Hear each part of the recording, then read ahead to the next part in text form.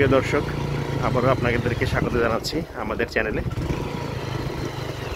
আমরা এসেছিলাম একেবারে ঢাকার কাছাকাছি হলেও গহীন গ্রামের ভিতরে।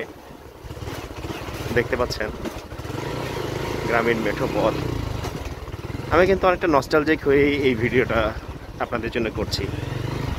এরকম গ্রামীণ মেঠো পথ, একেবারেই কাঁচা রাস্তা, সচরাচর কিন্তু দেখা যায় না। আমরা যারা শহরে বসবাস করি তারা কিন্তু এই গ্রামীণ স্বাদটা একেবারে পাই না বললেই চলে। দেখতে পাচ্ছেন গ্রামের কিছু মহিলা রাস্তার উপরে বসে কাজ করছেন, পরিবার নিয়ে বসেছেন।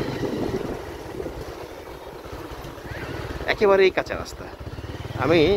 আমার বেড়ে ওঠা কিন্তু গ্রামে, এবং আমার শৈশব বেশিরভাগ সময় কিন্তু গ্রামেই কেটেছে।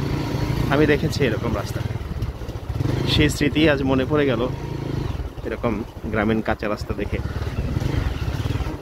গ্রামের পাশে এরকম সুন্দর সবুজ ক্ষেত, কি এক মনোরম দৃশ্য।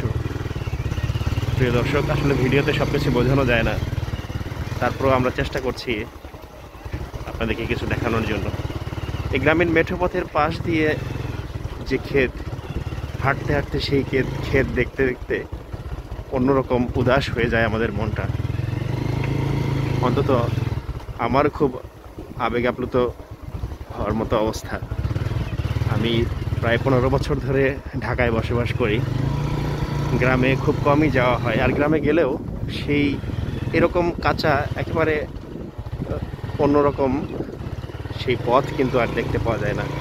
গ্রামের পথের পাশে এরকম দেখেন গ্রামের মানুষরা তাদের জ্বালানির জন্য গোবর শুকাচ্ছে।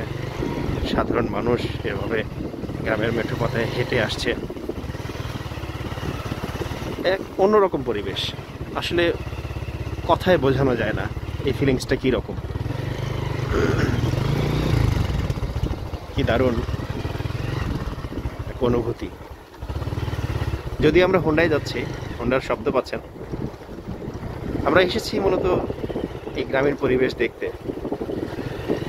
কাজের ফাঁকে মূলত ঢাকার বাইরে আমরা আসার চেষ্টা করি।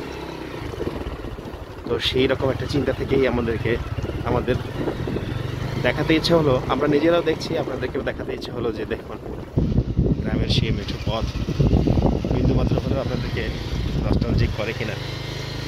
সাধারণ মানুষ তাদের খেতে কাজ করছেন, এক অন্যরকম পরিবেশ।